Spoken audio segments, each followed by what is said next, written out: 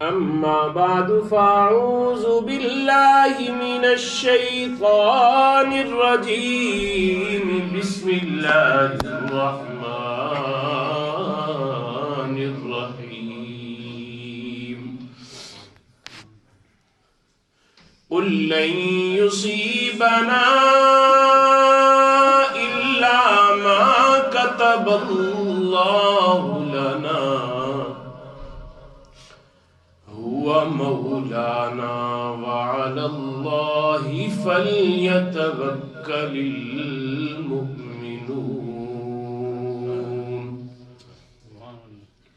صدق الله خالقنا العظيم وصدق رسوله النبي الكريم ونحن على ذلك لمن الشاهدين والشاكرين والحمد لله رب العالمين.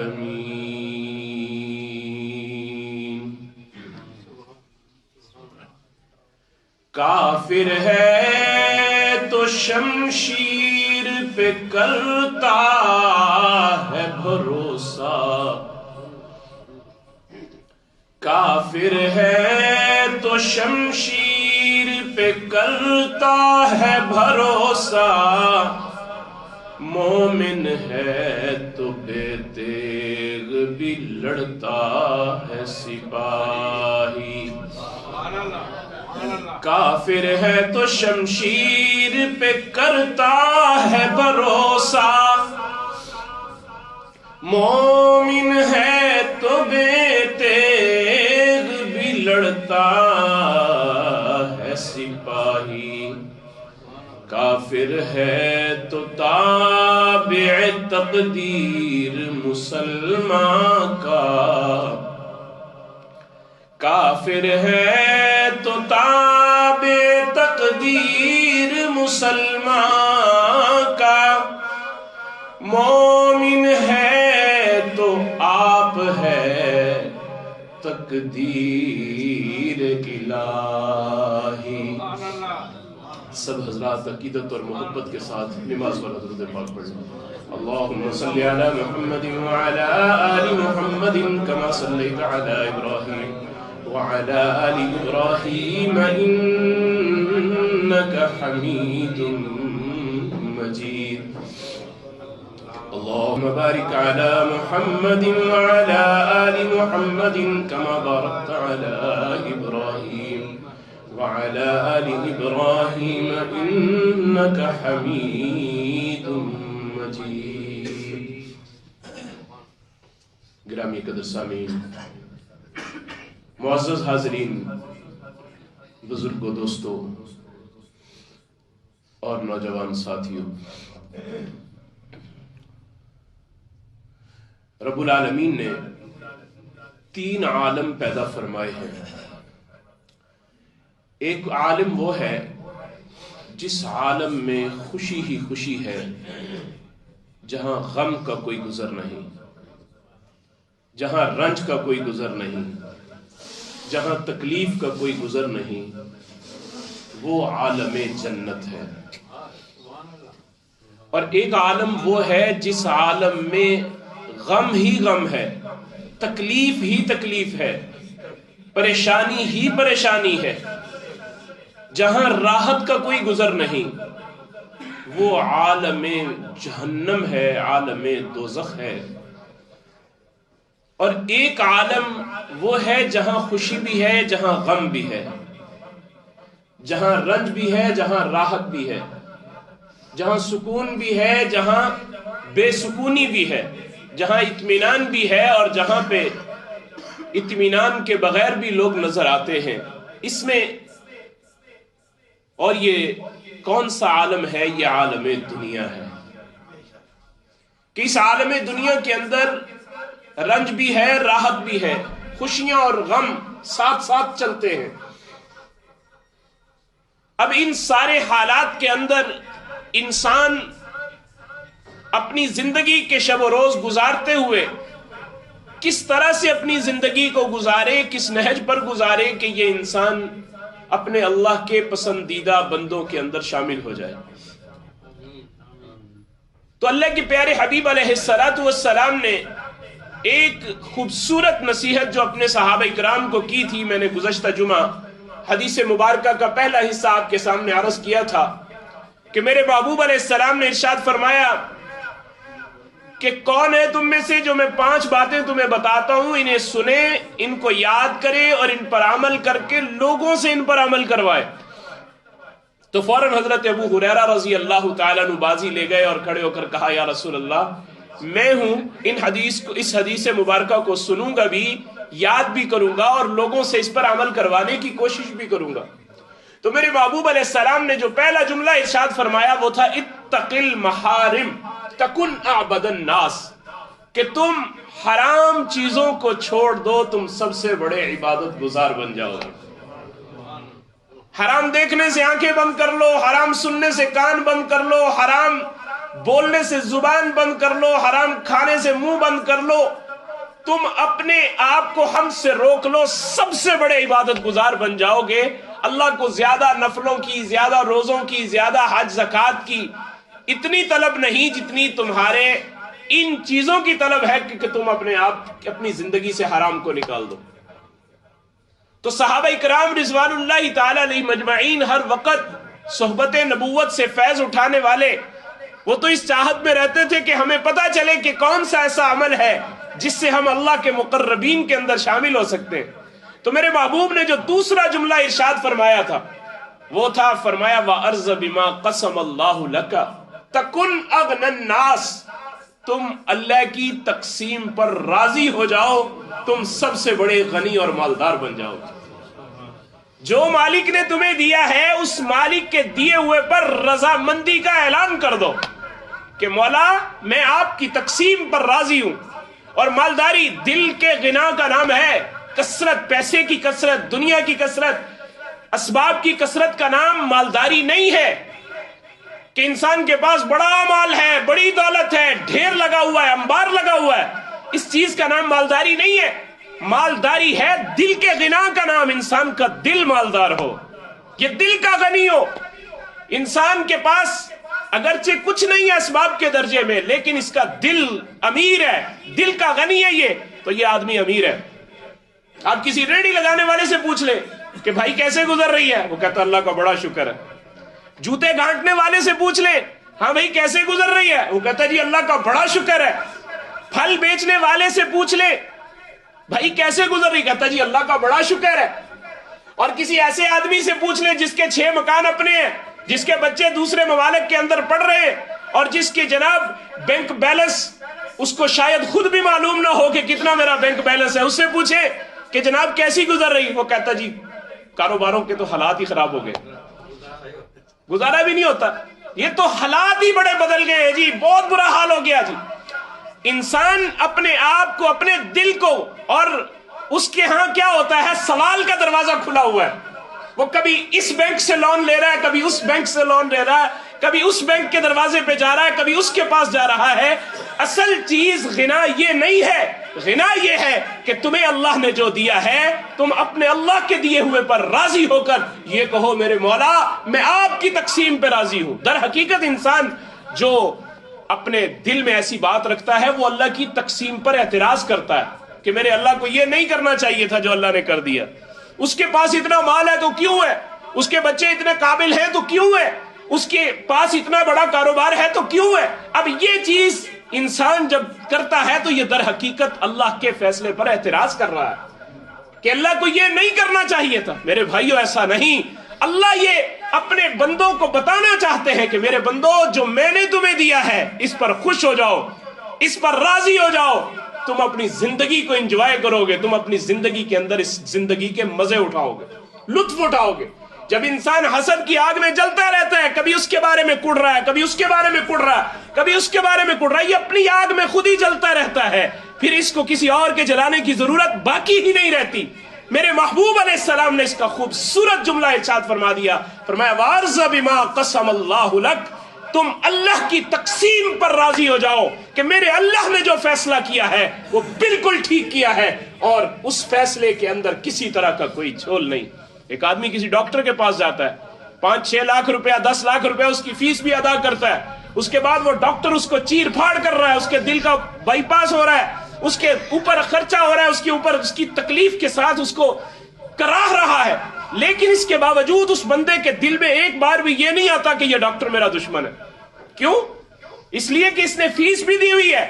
اس نے اس ڈاکٹر کو ہائر کیا ہے، اپنے آپریٹ کے لیے ہائر کیا ہے، اور اس کے بعد اس ڈاکٹر کے لیے اس کے دل میں ہمدردی ہے کہ یہ ڈاکٹر میرا ہمدرد ہے، یہ میرا خواہ ہے، اگرچہ چیر پھاڑ کر رہا ہے، اگرچہ مجھے اس وقت تکلیف ہو رہی ہے، اگرچہ میں اس وقت پریشانی میں ہوں، لیکن یہ ڈاکٹر میری ہمدردی کر رہا ہے، مجھے بڑی تکلیف سے بچا رہا ہے، مجھے کسی بڑی آفت سے بچا رہا ہے۔ بالکل اسی طرح انسان سے بھی ہر وقت یہی مطلوب ہے کہ تمہارا اللہ سب سے بڑا حکیم ہے۔ فعل الحکیم لا یخلو عن الحکمہ، حکیم کا فعل کبھی حکمت سے خالی نہیں ہوتا۔ جو تم مانگ رہے ہو سکتا ہے اس وقت وہ تمہارے حق میں فائدہ مند نہ ہو،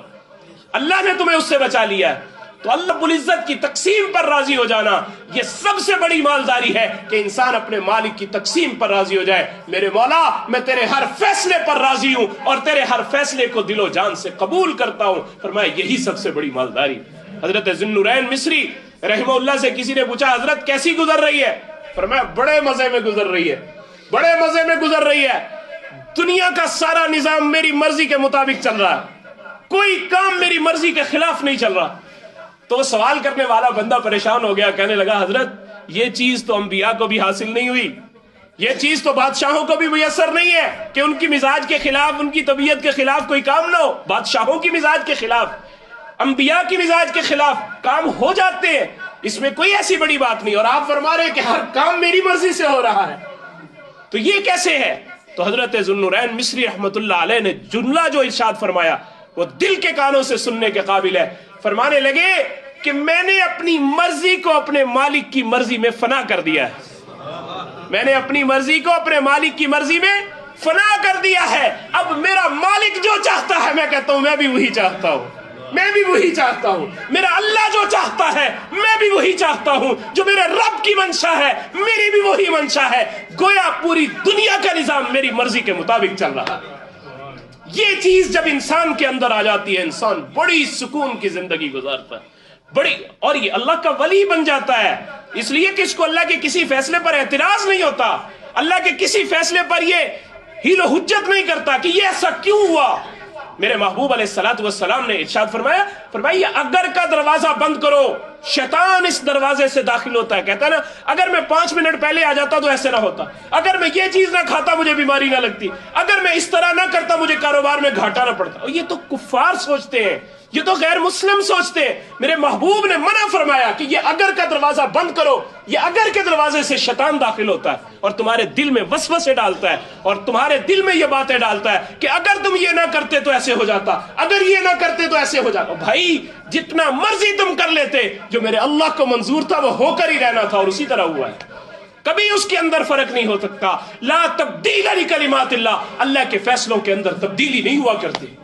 وہ اللہ کا فیصلہ اٹل ہے، حقیقت ہے، اور اسی طرح ہو کر رہے گا، لیکن تمہیں اپنے آپ کو اپنے مالک کے فیصلوں کے تابع کرنا ہوگا۔ میرے مولا آپ جو فیصلہ فرمائیں مجھے اپنے دل و جان سے وہ قبول ہے۔ فرمایا وَارْضَ بِمَا قَسَمَ اللَّهُ لَكَ، تم اللہ کی تقسیم پر راضی ہو جاؤ اور تم سب سے بڑے مالدار بن جاؤ، تم سب سے بڑے مالدار بن جاؤ۔ لاس اینجلس کے اندر، امریکہ کا ایک شہر ہے، اس کے اندر ہمارے ایک بزرگ ایک مرتبہ تشریف لے گئے، تو ان کے ساتھ جانے والا آدمی کہنے لگا حضرت یہ جو سٹور دیکھ رہے ہیں نا آپ، اس سٹور کے اندر بڑی مہنگی چیزیں ہیں، ایک ایک سوٹ $20,000 $30,000 $30,000 $50,000 کا ایک ایک سوٹ، اور یہاں پر ایک بندہ بیٹھا ہوا ہے جو آپ کی ڈریسنگ سیٹ کرتا ہے، ڈریسنگ سیٹ کرنے کے وہ الگ چارج کرتا ہے، اس سے ٹائم لینے کے لیے بادشاہوں کو بھی، شہزادوں کو اس کے پاس وقت لینے کے لیے 2 ماہ پہلے ڈائری میں لکھوانا پڑتا ہے کہ ہم نے آپ سے ٹائم لینا ہے، ہم نے آپ کے اپنی ڈریسنگ سیٹ کروانی۔ تو کہتے کہ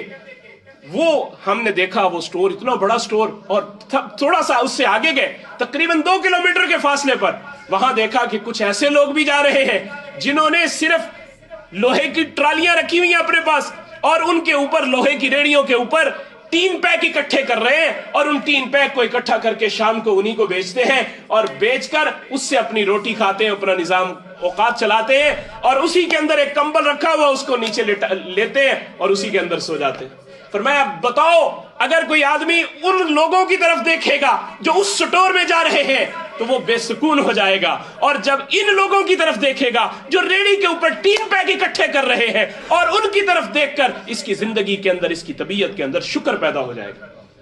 میرے محبوب علیہ السلام نے ارشاد فرمایا، جب دنیا کے معاملے میں دیکھنا ہو اپنے سے نیچے والے کو دیکھو کہ اس کے پاس دنیا کتنی ہے، اور جب دین کے معاملے میں دیکھنا ہو اپنے سے اوپر والے کو دیکھو اللہ نے اس کو دین سے کتنا نوازا ہوا ہے، اس کے پاس کتنا دین ہے، اللہ نے دین کا علم اس کو کتنا عطا کیا۔ فرمایا اپنے سے اوپر والے کو دیکھو دین کے معاملے میں، اور دنیا کے معاملے میں اپنے سے نیچے والے کو دیکھو، تم سکون کی زندگی بسر کرو گے۔ جب تم یہ دیکھو گے اچھا میں تو 5 مرلے کے گھر میں رہ رہا ہوں اور یہ 2 کنال کے گھر میں رہ رہا، تم بے سکون ہو جاؤ گے۔ میں تو موٹر سائیکل پہ چل رہا ہوں اور اس کے پاس اتنی بڑی گاڑی ہے، تم بے سکون ہو جاؤ گے۔ اور بھائی تم اپنے آپ کو دیکھو اور اس کے ساتھ اپنے سے نیچے والے کو دیکھو، اس کو دیکھو جس کے پاس یہ بھی گھر میسر نہیں، جو کرائے کے گھر میں رہ رہا ہے یا 2 مرلے کے گھر میں رہ رہا ہے، یا جس کے پاس ضروریات زندگی پورا کرنے کے لیے چیزیں نہیں۔ جب ان کی طرف تم دیکھو گے تمہاری طبیعت کے اندر، تمہارے مزاج کے اندر شکر پیدا ہو جائے گا، اور تم اللہ کا ہر لمحہ، ہر گھڑی، ہر آن شکر ادا کرو گے کہ مولا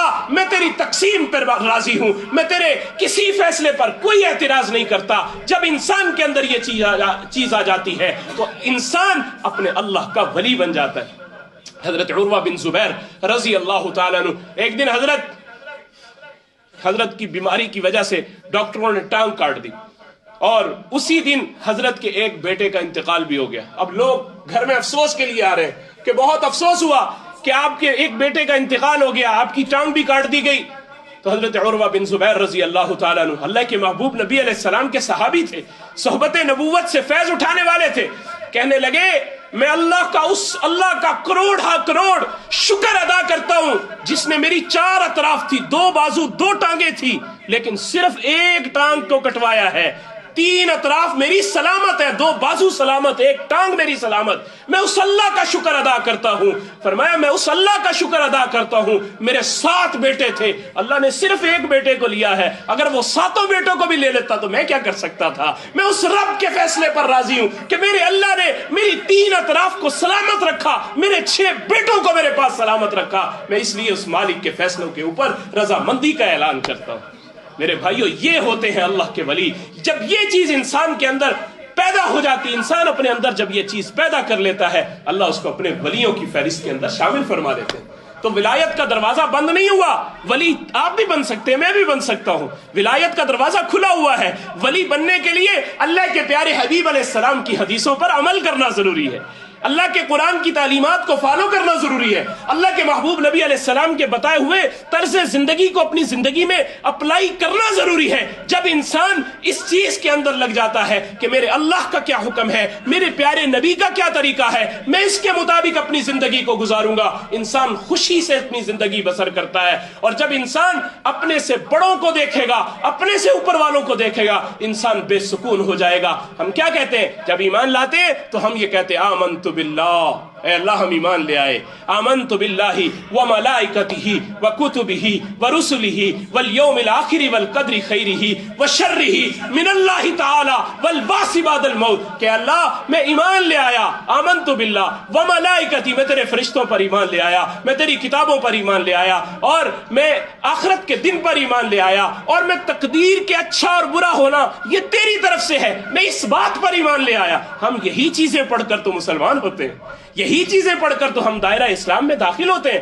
کہ ہم اللہ کی تقسیم پر راضی ہونے کا اعلان کر کے کہ یا اللہ تقدیر اگر اچھی ہے تو تب بھی تیری طرف سے، اگر بری ہے تو تب بھی تیری طرف سے، میں آپ کے ان فیصلوں پر اعتراض نہیں کرتا بلکہ آپ کے ان فیصلوں کے اوپر اپنی رضامندی کا اعلان کرتا ہوں۔ جب انسان یہ کرتا ہے تو پھر اللہ رب العزت کے نظروں کے اندر یہ مقبول ہو جاتا ہے، پھر اللہ کی نظر کے اندر یہ مردود نہیں ہوتا، اور پھر یہ انسان اپنے اللہ کے فیصلوں کے اوپر اپنی رضا کا اعلان کر کے، اپنے اللہ کے فیصلوں کے اوپر اپنی رضامندی کا اعلان کر کے اپنے اللہ کے مقربین کے اندر شامل ہو جاتا ہے۔ تو اللہ کے پیارے حبیب علیہ السلام یہ ارشاد فرماتے ہیں کہ وَأَرْضَ بِمَا قَسَمَ اللَّهُ لَكَ، تم اللہ کی تقسیم پر راضی ہو جاؤ، تَكُنْ أَغْنَى النَّاسِ، تم ساری دنیا کے لوگوں میں سب سے بڑے مالدار بن جاؤ گے، اور تمہارے اندر سب سے زیادہ مالداری آ جائے گی، اس لیے کہ تمہارا دل غنی ہو جائے گا، تمہارے دل کے اندر غنا بھر جائے گا، اور جب تمہارا دل غنی ہو گیا، تم دل کے امیر ہو گئے، پھر تمہیں کسی چیز کی کوئی پرواہ نہیں۔